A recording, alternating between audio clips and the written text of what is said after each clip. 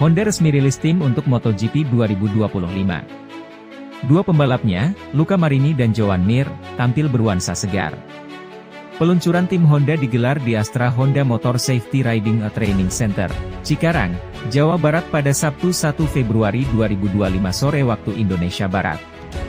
Dalam presentasi motor barunya, Honda memperkenalkan kerjasama dengan sponsor utama baru. Honda memperkenalkan partner utama anyar, yakni Castrol.